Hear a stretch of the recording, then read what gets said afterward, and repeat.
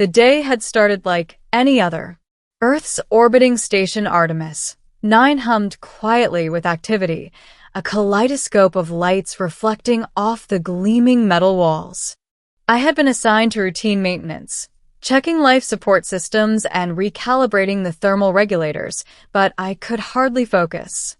Today was my birthday. Not that anyone else would care. Birthdays in the galactic frontier rarely merited celebration, at least among humans. Yet, there was a strange sense of anticipation in the air. I couldn't quite explain it, but something utterly alien was approaching. Chapter 1: The Arrival. I was adjusting the oxygen scrubbers in the engineering bay when the communications panel buzzed sharply.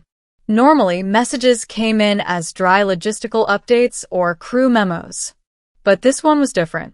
The interface lit up with a shimmering projection, and before me appeared a holographic crest I didn't recognize, a twin crescent moon with a crimson star at its center. Identification required, I muttered, pressing the biometric scanner. A voice echoed, musical, yet tinged with an unfamiliar hunger. Do not be afraid, human. We come bearing gifts for your celebration. The panel flickered, and suddenly, the airlock hissed. 2 figures floated in, silhouetted against the docking bay's starlight. At first, I thought they were holograms, some sort of new entertainment protocol. But no, they were real and breathtaking. They were vampire-like, but unlike anything I'd read in humanity's dusty myths. Their skin shimmered with an almost liquid luminescence, pale yet radiantly alive. Eyes like polished obsidian studied me curiously, and fangs, sharp but elegant, peeked from their lips. Each wore a flowing robe adorned with alien sigils that pulsed gently, as though alive. One spoke first. Her voice was soft, yet carried the weight of centuries. I am Leora, first princess of the Selvanth dynasty. She stepped closer, moving with an effortless grace that made me stumble backward despite standing on solid ground. The second stepped forward, her expression mischievous, almost playful. And I am Seraphine, twin of Leora. We have come to deliver a birthday surprise. I blinked. Birthday surprise? Delivered by alien vampire princesses? Before I could respond, a floating sphere emerged from their robes, a gift. It hovered, spinning slowly. When it opened, a soft light spilled out, revealing what appeared to be a perfectly sculpted crystal cake, inscribed with glowing runes. Happy birthday, human. Chapter 2: The Confession. I stumbled back further, unsure whether to be terrified or elated. Wait, you traveled across the galaxy for me? Leora smiled faintly, though her eyes remained serious. You aided our people once. Long ago, on a mission near the Delta Expanse. Your actions saved many lives. Today, we honor that debt. Seraphine tilted her head, her hair floating in a subtle anti-gravity effect. And maybe, just maybe, to have a bit of fun with a human. Birthday celebrations are rare among the Selvanth, but you are rare. I swallowed hard. I don't even know what to say. Humans, we usually just have cake and a couple of drinks. This is... My voice trailed off. Words were inadequate. Seraphine laughed, a sound like chimes in a midnight breeze. We thought earthly celebrations might suit your kind, with minor enhancements. Enhancements? That word made my stomach twist in equal parts dread and curiosity. Leora's approached, reaching out. Her touch was cool but electrifying. We do not merely bring gifts. We offer experiences. Tonight, we will show you what it means to celebrate beyond the boundaries of human understanding. I had to make a choice. I could decline, politely, but something in their gaze, sharp yet reverent, suggested that refusal would be unwise. Okay, I said finally. Let's do this. Chapter 3. The Flight Through the Stars. In the blink of an eye, we were no longer on Artemis 9. The docking bay dissolved into starlight. I found myself floating, weightless, between Leora and Seraphine. Around us, the void of space sparkled like scattered diamonds. How are we flying? I stammered. Human physics are quaint, Leora said with a faint smile. We manipulate gravitational fields, kinetic energy, and temporal flow. You will learn slowly. The sensation was intoxicating. My heartbeat matched the rhythm of the stars themselves, a pulse I had never experienced. Seraphine danced around me, trailing arcs of luminous energy that seemed to sing as she moved. You're beautiful, I admitted, almost breathless. Both of you. Their laughter rang like crystal. Leora's expression softened, an unfamiliar warmth in her eyes. Beauty is subjective. Experience is absolute. They guided me to a crystalline vessel, shaped like a crescent moon, pulsating with an inner light. Inside, the walls displayed memories of alien worlds, entire civilizations moving in living holograms. Each planet seemed aware of my presence, as if acknowledging me personally. This is incredible, I whispered. Seraphine leaned closer. And we have only begun. Tonight, every boundary you know will dissolve. Hunger, fear, desire all may mingle in ways unimaginable. Chapter 4. The Banquet.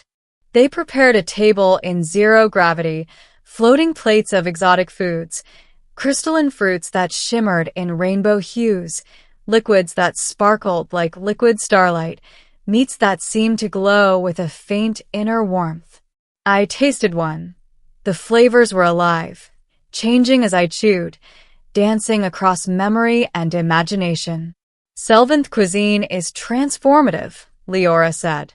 She fed a delicate piece of the glowing fruit to me, her fingers brushing mine. A spark of energy shot through me, and I gasped. My senses expanded. Colors grew brighter, sounds layered into harmonics I could almost see. Seraphine poured a drink into a crystalline chalice. This is not wine. It is an essence distilled from the light of a dying star. One sip, and your mind will dance among the galaxies. I hesitated. Is it safe? Safe is irrelative, she replied, eyes twinkling with amusement. But tonight, human, you must let go of safety. I drank. Immediately, my perception of time stretched and twisted. Memories of childhood birthdays, cake smeared on my face, friends shouting, laughter echoing, merged with visions of alien suns, drifting ships, and worlds unseen. I felt alive in a way that was simultaneously terrifying and divine. Chapter 5. The Dance of Shadows. After the banquet, they taught me to move among them, not as a human tethered by gravity, but as a being attuned to the void. Leora guided my limbs, subtle touches aligning my movements with theirs. Seraphine spun around, her laughter echoing like ripples across time, and I felt my own laughter merge with it. You humans are stubborn, Leora said, yet adaptable. You survive where others would falter. Adaptable? I asked. Seraphine hovered behind me, whispering into my ear, yes, you have heart, courage, and a strange resilience. It is why we came human. It is why you deserve this night. We danced among the stars, shadows and light weaving in hypnotic patterns. My fear, my doubts, all of it dissipated. In their presence, I was infinite. Chapter 6. The Confession of Blood. Then came the moment I had not expected. Leora and Seraphine looked at me with expressions I could not decipher. You may feel curious, Leora began, voice soft, about what it means to be a Selvanth vampire, about the bond we share with blood. Seraphine continued, her fangs glinting in starlight. It is not mere sustenance. It is connection, a sharing of life force, a recognition of trust. Tonight, we offer it to you not as a demand, but as a gift. My pulse raced. Fear gripped me, but beneath it a thrill. I don't know if Leora's hand cupped my cheek. Then let the choice be yours. But understand, whatever you decide, the bond will remain. We respect courage, human. You already have it. With a trembling nod, I allowed it. Their fangs barely touched my skin, a shiver coursing through me. But instead of pain, warmth and understanding flowed. In that instant, I felt every beat of their hearts, every echo of their long lives, and it was astonishing. Chapter 7. The Gift of Immortality. When it was over, we floated silently, gazing at the galaxy. I was changed in ways I could not yet comprehend. My senses were sharper, my mind faster, yet my humanity remained intact. They had not erased me, they had enhanced me. You are one of us, yet still yourself, Seraphine whispered. A bridge between worlds. Leora added, and we have only begun. This birthday is not an ending. It is a beginning. A human who dares to embrace the stars, and vampires who dare to honor mortality. I laughed softly. I never imagined a birthday like this. Not in my wildest dreams. Then you understand why we came, Leora said. Because you are remarkable. And remarkable humans deserve remarkable celebrations. The crystal cake shimmered, still floating beside us, untouched but eternal. I reached out and touched it. Its glow infused me with calm joy. Thank you, I whispered, for everything. Seraphine grinned, eyes gleaming. Do not thank us, human. Celebrate yourself. You earned this. Chapter 8. The return. Eventually, they brought me back to Artemis 9. The station's metallic corridors felt smaller, mundane, but I no longer cared. I had seen infinity. I had danced with princesses who had lived 1,000 years. I had felt what it meant to transcend fear, to embrace life in its fullest, most alien forms. As the airlock closed behind them, I felt a hand brush my shoulder. I turned, but no one was there, just a faint echo, a shimmer in the corner of my vision, and the memory of 2 luminous eyes that had looked at me like I was home. I smiled. Birthdays would never be ordinary again. And for the first time, I understood that humanity's resilience, its stubborn heart, could touch even the farthest stars. 2 alien vampire princesses had delivered a birthday gift unlike any other, and I had survived, changed, and exalted. Eventually, they guided me back to Artemis 9. The metallic corridors, once imposing and cold, now felt almost cozy in contrast to the infinite cosmos we had traversed. I could still feel the lingering warmth of Leora and Seraphine's presence, like echoes in the very air I breathed. As the airlock closed behind them, I felt a hand brush my shoulder, but when I turned, no one was there.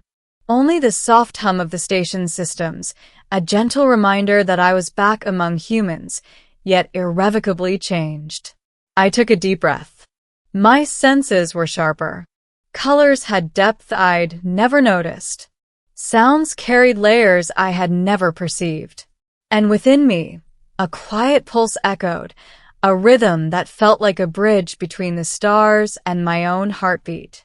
I moved through the station slowly, each step grounding me in my human body, but I knew that I was no longer entirely human in the way I had once been. The Selvanth princesses had gifted me not only with a thrill of alien wonder, but with the knowledge that humanity's courage and heart could leave a mark on beings far older and far more powerful than us. The message. A week later, as I repaired a failing solar array on the station's exterior, a small light flickered on my personal console. It was the holographic crest of the Selvanth again. Leora and Seraphine appeared, but this time their expressions were softer, more personal. "You have done well, human," Leora said. "Not just in surviving what we shared, but in embracing it. That is a rare trait, even among your kind." Seraphine grinned mischievously. "And do not forget, birthdays are not just one day. They are milestones. Every year, we will watch. Every year, we will remind you that humans can reach the stars." Before I could respond, the projection dissolved, leaving me with a renewed sense of purpose. It was a promise and a challenge. Humanity was small, fragile, and often overlooked, but our stubborn heart, our relentless drive, could leave a mark on the galaxy itself. A human's resolve. In the days that followed, I began to see my life differently. The routine maintenance, the monotonous cycles of station life, they no longer felt limiting. Every task was a thread connecting me to something larger, to the infinite cosmos I had glimpsed. When I passed fellow humans in the corridors, I noticed their unacknowledged brilliance, the small acts of bravery, ingenuity, and kindness that often went unnoticed. I understood, finally, that what the Selvanth had seen in me was not some alien exaggeration. It was what humanity could be at its best: courageous, adaptable, and capable of touching the lives of those far beyond our comprehension. The last gift. On my next birthday, I awoke to find a small package floating outside my quarters. Inside was a crystal orb, warm to the touch, containing a miniature version of the starlit voyage I had shared with the princesses. A note, written in their elegant script, read, "For the human who dared to embrace the unknown. Remember, courage and heart are your gifts, and the universe will always answer in kind." I smiled, holding the orb close. I understood then that this was more than a birthday gift. It was a symbol, a promise that no matter how small humanity seemed in the vast galaxy, our choices, our bravery, and our hearts could shape destinies, even those of immortal alien beings. That night, as I drifted off to sleep, I felt the quiet echo of two voices, Leora and Seraphine, whispering across the void. "Happy birthday, human. You are extraordinary." And for the first time, I believed it, not just because of them, but because I had lived it. I had seen what humanity could achieve, and I had felt it reflected in the stars themselves. From that day on, birthdays were no longer mere markers of age. They were milestones of potential, of courage, and of humanity's infinite capacity to surprise even the oldest beings in the galaxy. And I, a simple human, had been chosen to witness it firsthand.